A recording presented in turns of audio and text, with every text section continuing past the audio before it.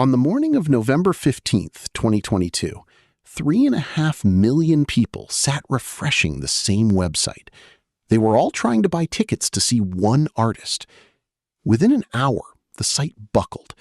Fans were frozen in endless queues, logged out, locked in digital waiting rooms that never moved. By the end of the day, the company had sold 2.4 million tickets, a record, and enraged almost everyone who tried. But this was not a glitch. This was the machine working exactly as designed. 3.5 years later, in April of 2026, a federal jury reached a verdict. The ticketing company and its parent had operated an illegal monopoly. The company lost on every count. And here is the strange part. Even now, your fees are not going down. This is the story of how the most hated checkout screen in America was built, and why winning in a courtroom cannot take it apart. You already know the feeling. The ticket says $90. Then comes the service fee, the facility fee, the order processing fee, and somehow you are paying $130. In 2018, the Government Accountability Office studied this. On primary ticket sales, fees averaged 27% of the ticket price. On some events, they ran as high as 58%. The real question is why no competitor ever undercut it. The answer starts on January 25, 2010. That day, the Justice Department cleared a merger between the two giants of live music. One side controlled the ticketing, the other controlled the concerts, the tours, and a vast network of venues. Regulators were nervous enough that they forced the combined company to sign a 10-year consent decree, a written promise not to abuse its power. The promise, it turned out, was the easy part. What the merger created was a flywheel. The company promotes the tour. It books that tour into venues it owns or controls. Those venues are ticketed by its own platform, and every ticket carries the fees. An artist who wants the biggest stages and a fan who wants the biggest shows both end up inside the same machine. There is no rival checkout to click over to. When you control every step, the fee is not competition, it is a toll. The consent decree was supposed to stop exactly this. It did not. By 2019, the Justice Department had identified 5 separate violations.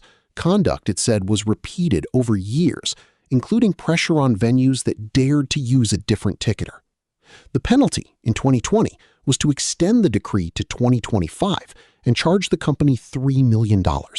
For a business this size, it was a parking ticket. The machine kept turning. Which brings us back to that morning in November 2022. The company had invited 3.5 million people into a presale it called Verified Fan, a system meant to keep the bots out and let real fans in. Instead, the site crashed within the hour. But the fans who got through were not paying the price on the ticket. They were paying the price plus the toll. 2 days later, the company did something almost unheard of. It canceled the general public sale entirely, blaming extraordinarily high demand and not enough tickets left. Millions of people who had done nothing wrong were simply shut out. For the first time, the country was not just annoyed at a checkout screen. It was asking a much bigger question. How did one company end up holding the only door into live music? On January 24, 2023, a company executive sat down in front of the Senate Judiciary Committee. It was one of the rare days in Washington when both parties agreed on something. Senators from the left and the right took turns describing the same experience. Their constituents, their staff, themselves, all crushed by the same fees and the same frozen screens. The company blamed bots and scalpers. The senators were not convinced.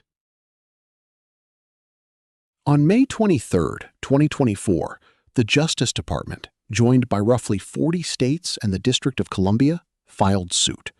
The goal was blunt. They wanted to break the company apart, to pull the ticketing arm back out of the concert empire. Their argument was the flywheel itself, A single firm controlling promotion, venues, and ticketing, they said, was not a competitor that had won. It was a monopoly that had locked the doors. The case described a system where the parts protected each other.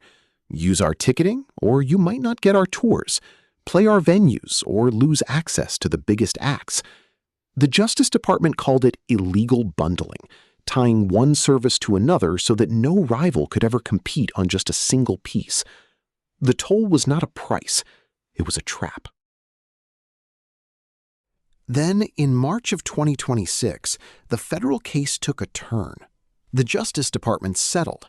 The company agreed to about $200 million for the states and a set of structural changes, but it would not be broken up. The single most important demand, splitting the ticketing arm back off, was gone. For the company, it looked like survival. But not every plaintiff signed. Several states refused the deal and pressed on alone. Those states went to trial, and on April 15, 2026, the jury came back. The two companies were liable on every antitrust count, found to have illegally monopolized ticketing and overcharged the public. It was the verdict fans had wanted for a decade. The company that built the toll had finally been told, in a court of law, that the toll was illegal. And still, the fees did not move. Here is why. A guilty verdict can punish a company. It cannot, by itself, unbuild a structure.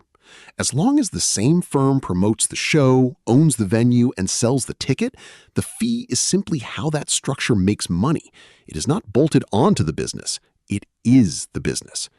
To actually lower the fee, someone has to take the machine apart, and that fight over the remedy is still being decided by a judge. We have seen this exact shape before on this channel. When Amazon bought Whole Foods, everyone expected the high prices to fall, and they did not, because the premium was never a flaw. It was the product. Ticketmaster is the same lesson in a different costume. The fee you hate is not the company failing to serve you. It is the company doing exactly what its structure was built to do. So the next time a $90 ticket rings up at $130, remember that the number is not a mistake. It is a monopoly, found guilty, still standing, waiting on a judge to decide whether anything actually changes.